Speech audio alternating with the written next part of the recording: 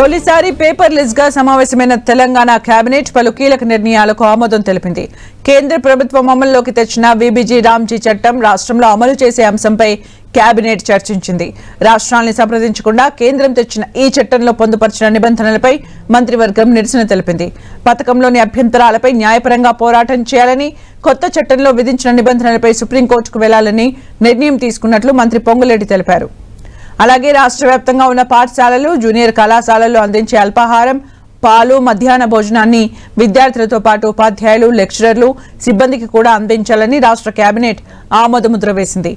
వీటితో పాటుగా రాష్ట్రంలో ఆరోగ్య సేవల్ని మరింత విస్తరించే విధంగా కొత్తగా అందుబాటులోకి వస్తున్న టిమ్స్ సూపర్ స్పెషాలిటీ హాస్పిటల్స్ లో భారీ ఎత్తున ఉద్యోగ నియామకాలు చేపట్టాలని మంత్రివర్గం నిర్ణయించినట్లు తెలిపారు.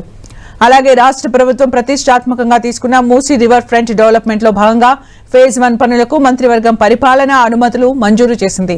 తొలి దశలో 21 కిలోమీటర్ల పొడవున అభివృద్ధికి 7,345.12 కోట్ల విలువైన పనుల మంజూరుకు రాష్ట్ర కేబినెట్ ఆమోదం తెలిపింది. హిమాయత్ సాగర్ నుంచి ఈసా, ఉస్మాన్ సాగర్ నుంచి మూసా ప్రవాహాలు ప్రారంభమయ్యే చోటు నుంచి బాపు ఘాట్ వరకు ఈ పనులు చేపట్టనున్నట్లు మంత్రి పొంగులేటి తెలిపారు.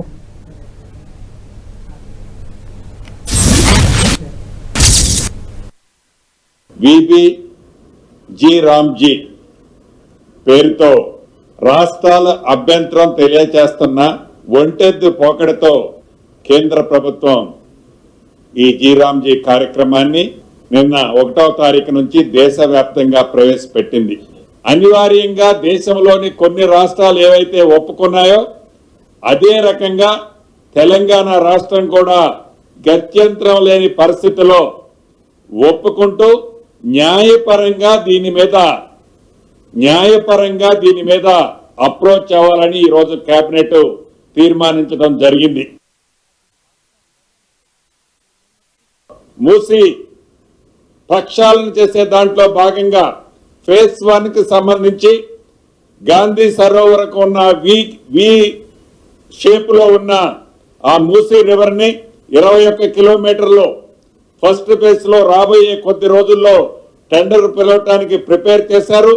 దానికి సంబంధించి 7,345 కోట్లు 7,345 crores కి రాష్ట్ర కేబినెట్ ఆమోదించడం జరిగింది.